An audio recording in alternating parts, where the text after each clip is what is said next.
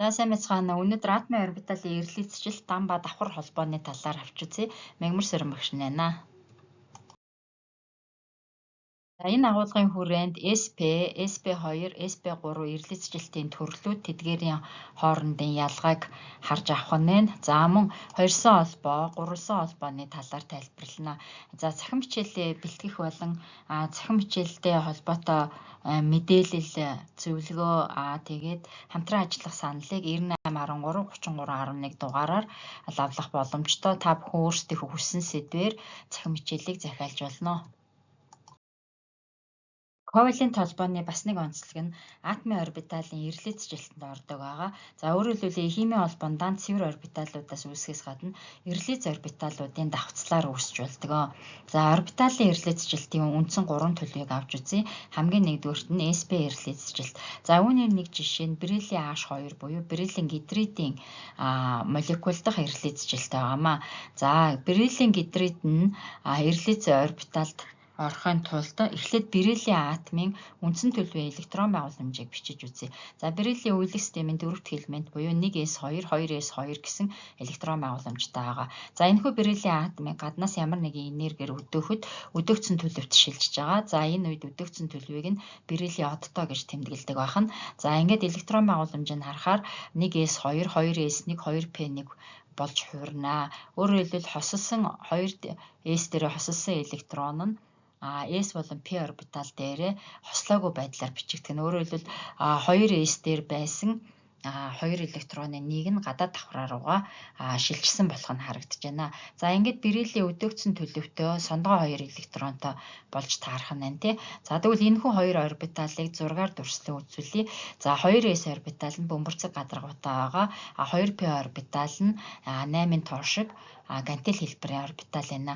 За энэ хоёр эрэлхийлцэлтэнд ороод өөрөөр хэлбэл хоорондоо нэгдэн гэсэн үг байна шүү дээ тий. Өрөөсөн тал нь том, нөгөө тал нь жижиг ийм зүлхээс 8-ын тоотой эрэлхийлц орбитал 2 ширхгийг үүсгэнэ. За энэхүү хоёр эрэлхийлц орбиталыг бериллийн атомын төвтөө давхцуулаад зурж үзэхэд 180 градусаар байрласан ийм шугамн орбиталын давхцал үүсдэг байна. Энд 180 градус байна тий. За тэгвэл бериллийн атом маань энэ эрэлхийлц орбитал дээрээ нэг сондгоо электронтой байгаа. За тэгвэл энэ дээрээ ковалент холбоо үүсгэхийн тулд 2 ширхэг ус төрөгчийг өөртөө нэгдүүлэх боломжтой байна. За тэгвэл ус төрөгчийн атомын нэг электрон нь s орбитал дээр байдаг учраас бөмбөрцөг гадаргуу дээр байрлаж байна гэсэн үг. За нөгөө нэг ус төрөгчийн атом нь мөн ялгаагүй бөмбөрцөг гадаргуу дээр байна. За ингээд урвалд ороод SP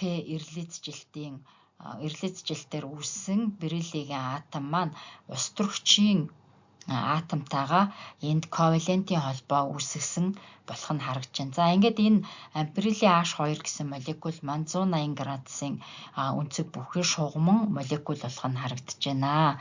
За тэгээд энэ дээр мөн SP эрэлхийлцэлтэнд орсон энэ эрэлхийлц орбиталыг ус төрөгчийнхөө атомын S орбиталтай давхцуулаад зөрсөн хэсгийг нь будаж тэмдэглэдэг байгаа шүү. За мөн үүнээс гадна цахим хичээлийн захиалга авах утас 9813 3311. За хоёрдугаарт нь SP2 эрэлхийлцэлтийг авч үзье. За үүний нэг жишээ нь бор фтор 3 буюу борын фторид юм аа. За борын электрон байгууламжийн үндсэн төлөв нь 1s2, 2s2, 2p1 байгаа. За борын атомыг гаднаас нь ямар нэгэн энерги өгөхөд 2 дугаар давхраан дээр хосолсон электроны нэг нь гадагшаа p орбитал руугаа шидэгдэнэ. За энэ үед өдөөгцөн төлөвт борын электрон байгууламж нь 1s2, 2s1, 2p2 болж орж ирж байна тийм ээ. За өдөөгцөн төлөвийг нь бор одтой гэж тэмдэглэдэг байгаа. За тэгвэл штэ энэ борын атом маань 2 дугаар давхраа буюу гадаад давхраандаа 3 ширхэг орбиталтай болох нь харагдаж байна тий. За эндээс 2s орбитал буюу 1 ширхэг бөмбөрцөг гадаргуутай орбитал дээр 1 электрон байгаа. За 2p буюу гантел хэлбэртэй 2 ширхэг орбитал байгаа. За ингээ эрэлхийлцэлтэнд орохдоо хідэн нөгөө орбитал ирлиц жилтэнд орж байна. 40 тонны ирлиц орбитал үүсэх ёстой. За тэгвэл энд S дээр 1, P дээр 2 орбитал ирлиц жилтэнд орж байгаа учраас нийтдээ 3 орбитал ирлиц жилтэнд орж байгаа учраас 3 шиг ирлиц орбитал үүснэ. За эдгээр нь бол нэг тийшээгээ сунсан 8-ын тоо хэлбэртэй гантел дүрс 3 үүсгэнэ. За ингээд энэ гантел дүрс буюу ирлиц орбиталууд дээр нэг сондгой электронууд бол байрлаж байгаа. За энэ бол завсрын шат байна тийм ээ. За тэгээд эдгээр нь яг хүч тэнцүү учраас хавтгай дээр буюу 120 градусын өнцгөр байрлсан ийм гурвуулжин маягийн ирлиц орбиталуудыг үүсгдэг бахнэ. За энэ борын атомын төвийг бол зурж харуулсан байна. За ингээд ирлиц орбиталууд маань, борын ирлиц орбиталууд маань фторын P орбитал дээрх электронтой нэгдэх гэдэг. За үүнээс өмнө тэгвэл фторын электрон байгууламжийг авч үзье. За фтор нь 9 дахь элемент учраас 1s2, 2s2, 2p5 гэсэн электрон байгууламжтай.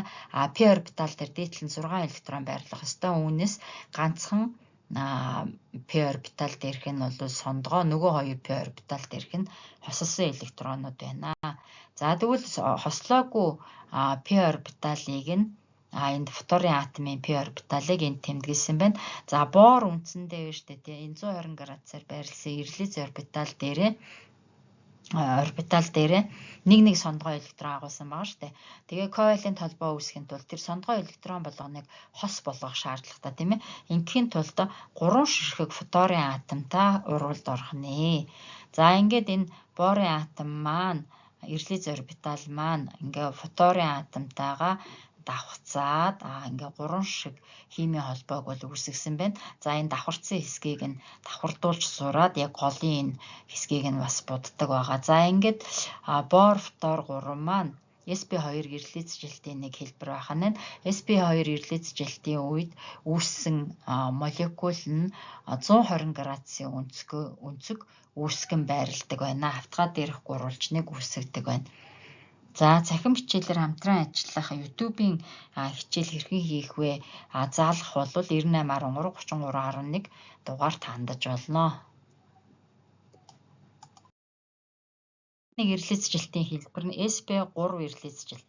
За эндээс ингээ харахаар 1s 3 ширхэг P орбитал ирлиц жилтэнд орох юм байна гэдгийг хэлж өгч байгаа. За энэхүү жишээг метаны молекул буюу CH4-ийн молекул дээр авч үзье.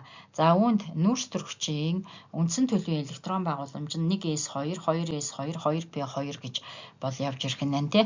За тэгвэл нүүрс төрөгчийн атомыг мөн ялгаагүй энерги өгөөд өдөөхөдөө нүүрс төрөгчийн өдөөгдсөн төлөвтөх электрон байгууламж нь C-одтой 1s2, 2s1, 2p3 болж орж ирэх нь. Өөрөөр хэлбэл P орбитал дээрээ Px, Py, Pz гэсэн орбиталууд дээрээ нэг хослоогүй сондгой электронуудтай, S дээрээ бас нэг хослоогүй электронуудтай байна штэ.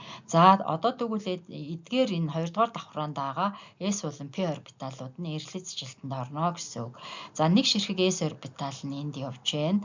2 дугаар давхрааны 3 ширхэг P орбитал нь гантел хэлбэртэй гэж бол ойлгох нэ. За ингээд нийтдээ 4 ширхэг орбитал ирлиц жилтэнд орж байгаа учраас 4 ширхэг ирлиц орбитал үүсэж байна.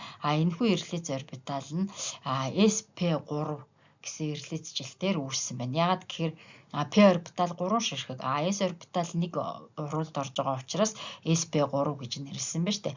За тэгээд энэ завсрын шатнаас яг орон зайд хэрхэн байрлсан бэ гэдэг ингээд нүүрс төрөгчийн атомыг ийм байрлалаар бол зурж болох нь ирлиц орбиталуудыг. За эдгээрийн хооронд үүссэн өнцөг нь 109-128 градус байгаа. За нүүрс төрөгчийн атомын ирлиц орбитал тус бүр дээр нэг сондгой электронууд байрлаж байгаа тийм үү. Тэгвэл ковалент холбоо үүсгэхийн тулд 4 ширхэг ус төрөгчийн атомтай урвалд орох нэ. За тэгвэл ингээд ирлиц орбиталууд нь sp3 ирлиц орбиталууд нь ус төрөгчийн атомтай энд хэрхэн холбогдсныг бол харуулсан байна. За энэхүү молекулыг орон зай тетраэдр хэлбэртэй буюу метаны молекулыг боддоор CH4 гэж ингэж зурж дүрсэлдэг байх нэ. За ингээд sp3 ирлиц жилтийн үед тэдгээрийн хооронд ирлиц орбиталын хоорондын өнцөг нь 109-128 градус болд юм байна.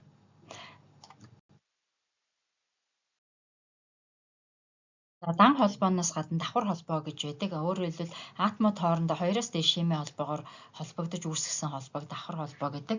За энд бол 2-сан, 3-сан, 4-сэн холбоонууд бол байх боломжтой. За 2-сан холбоог этилений молекул дээр тайлбарлая. Энэ нь C2H4 гэсэн юм молекул байгаа, тийм үү? За этилений молекул дахь нүүрс төрөгчийн атом нь sp2 ирлицжилтэнд орсон ирлиц орбиталуудаас бол тогтсон байгаа. Тэгээд этилений молекулд 2 ширхэг нүүрс төрөгчийн атом байгаа, тийм үү? За тэгвэл sp2 ирлицжилтийн ирлиц орбиталууд энд голоороо холбогдсон болох нь харагдаж байна. За энэ нь сигма холбоо болж таарна. За яагаад гэвэл энэхүү хоёр холбогдсон нүүрс төрөгчийн атомуудын төвийг дайрсан шулууныг татаж үзэхэд энэ sp2 ирлиц орбиталууд нь хоорондоо ганцхан газраараа холбогдсон байна шүү дээ. Ийм учраас энэ нь сигма sp2 гэсэн химийн холбоо болж таарах нэ. За тэгвэл этилений молекул дахь ирлицжилтэнд ороогүй бас нэг p холбоо байгаа. P орбитал байгаа шүү дээ. Энэхүү p орбитал дээр нь нэг сондгоо электрон байрлаж байгаа. Хоёулаа ийм ирлицжилтэнд ороогүй нэг ширхэг p орбиталтай болж таарж байна, тий. За тэгвэл шүү дээ энэ хүү 2 p орбитал нь хоёр талаараа хоорондоо холбогдож байна. Өөрөөр хэлбэл холбогдож байгаа атомуудын төвийг дайрсан шулууны дагуу энэ p орбиталууд нь хоёр газраараа бол давхцаж үүсгэсэн холбоог p холбоо гэж хэлдэг байна шүү дээ. За ингээд өөрөөр хэлбэл этилений молекулд 2-сан холбоо үүсэж байна. Энд 1, 2, 3 холбоо байгаа юм шиг харагдаад байна тий. Тэгтэл үгүй, мөн чанартай бол p орбитал дээд доод талаараа давхцсан энийг бол нэг холбоо гэж тоолох нь байна. Харин sp2 орбиталуудын давхцлаар үүссэн холбоог бол нэг холбоо гэж үзэх нь байна, тийм үү? За тэгээд этилений молекул дахь энэ нүүрс төрөгчийн атом чинь мөн sp2 гэсэн ирлиц орбиталаараа ус төрөгчийн атомтайгаа бас холбогдсон болох нь энд харагдаж байна, тий. Ус төрөгчийн атомтайгаа. За тэгвэл энэ хоорондох холбоог юу гэж нэрлэх вэ гэж үзье. Тэгвэл ус төрөгчийн атом бол нүүрс төрөгчийн атомыг дайрсан шулууныг татаж үзэхэд энэ ус төрөгчийн атом sp2 гэсэн ус төрөгчийн атомын бөмбөрцөг орбитал нь s орбитал нь sp2 орбиталтай ганцхан газраараа давхцаж байна. Тэгвэл энэ маань бас сигма холбоо болох нь байна, тий. За сигма холбоо тэгээ sp2 s гэсэн орбиталуудын давхцлаар үүссэн шүү гэдгийг тэмдэглэсэн байна шүү дээ.